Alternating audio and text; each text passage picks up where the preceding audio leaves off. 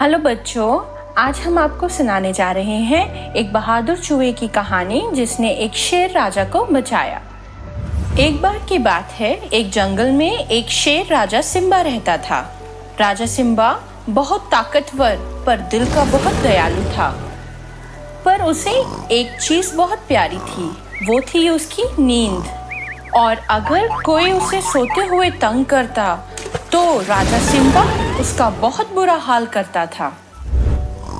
एक बार ऐसे ही राजा सिम्बा एक पेड़ के नीचे घोड़े बेचकर सो रहा था और उसी पेड़ की जड़ में एक छुटकू चूहा रहता था। छुटकू चूहा बहुत शरारती था। छुटकू टहलने के लिए अपने बिल से बाहर निकला और उसने देखा कि वहाँ राजा सिम्बा सो रहा है। छुटकू चूहा राजा को देखकर बहुत चौंक गया। अरे ये तो राजा सिम्बा है, वो भी मेरे घर के बिल्कुल पास। ये मौका पता नहीं दोबारा कब मिले। जब तक राजा सो रहे हैं मैं इनके साथ खेल लेता हूँ। छुटकू चूहा राजा सिम्बा के साथ खेलने लग गया। वो उसकी पीठ पे नाचता रहा और सिर से लेकर पूंछ तक भागने लगा। जब उसने सिम्बा राजा के लंबे घने बाल देखे तो उसका मन राजा के बालों से खेलने का हुआ।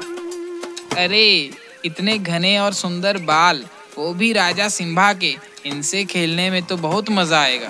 और छुटकू चूहा राजा सिम्बा के बालों से खेलने लग गया। जब उसने राजा के बालों को जोर से खींचा तो राजा सिम्बा की नींद खुल गई और राजा को बहुत गुस्सा आया। राजा सिम्बा को गुस्से में देख छुटकू चूहा वहां से भागने लगा, पर राजा सिम्बा ने उसे अपने पंजे में पकड़ लिया और छुटकू डर के मारे रोने लगा। तुम्हें दिखाई नहीं देता मूर्ख चूहे कि मैं आराम से सो रहा हूँ? अब तुम्हें इसकी सजा मिलेगी।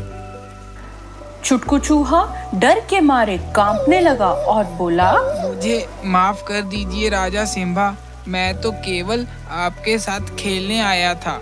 आप तो इतने दयालु हैं और मुझ जैसे छोटे से चूहे को खाकर आपका पेट भी नहीं भरेगा। मैं आपसे वादा करता हूँ कि आपको फिर दोबारा कभी भी तंग नहीं करूँगा और मेरी जान बख्शने के बदले में मैं एक दिन जरूर आपकी मदद करूँगा। राजा सिम्बा को छुटकू चूहे को रोता देख उस पर दया आ गई और राजा सिम्बा बोले, तुम छोटे से चूहे मेरी क्या मदद करोगे? छुटकू, तुमने मेरी नींद खराब की है, पर अगर तुम मुझे ये वादा करते हो तो ठीक है, मैं तुम्हारी जान बख्श देता हूँ। ये सुनकर छुटकू चूहे की सांस में सांस आई और सिम्बा ने उसे छोड़ दिया। कुछ दिनों बाद राजा सिम्बा छुटकू चूहे के घर के पास की एक नदी के किनारे पानी पीने आया, जहाँ पर कुछ शिकारियों ने जाल बिछाया हुआ था। जैसे ही राजा पानी पीने लगा तो शिकारियों ने राजा को जाल में फंसा दिया और राजा जोर जोर से दहाड़ने लगा। राजा की दहाड़ सुनकर छुटकू चूहा अपने बिल से बाहर निकला और राजा सिम्बा को जाल में फंसे हुए देखा। हे भगवान, राजा सिम्बा को शिकारियों ने अपने जाल में फंसा लिया। आज मुझे राजा सिम्बा की जान बचाकर उनके एहसान का कर्ज उतारना होगा। ये बोलकर चूहा झट से जाल के पास गया और अपने नुकीले दांतों से उस जाल को कुतरने लगा। देखते ही देखते छुटकू चूहे ने सारा जाल उधेड़ दिया और राजा सिम्बा आजाद हो गया। शेर को खुला देखकर शिकारी डर कर वहां से भाग गए और राजा सिम्बा छुटकू चूहे को धन्यवाद करते हुए बोले, बहुत शुक्रिया छुटकू, तुम तो बहुत कमाल के चूहे हो।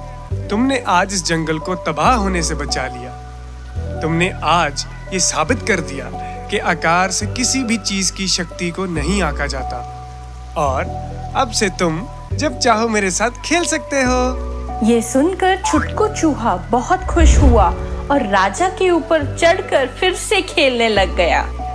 तो बच्चों, इस कहानी से हमें ये शिक्षा मिलती है कि हमें कभी भी किसी के आकार को देखकर उसका मजाक नहीं उड़ाना चाहिए और अगर हम किसी के साथ अच्छा करेंगे तो हमारे साथ भी एक दिन अच्छा ही होगा।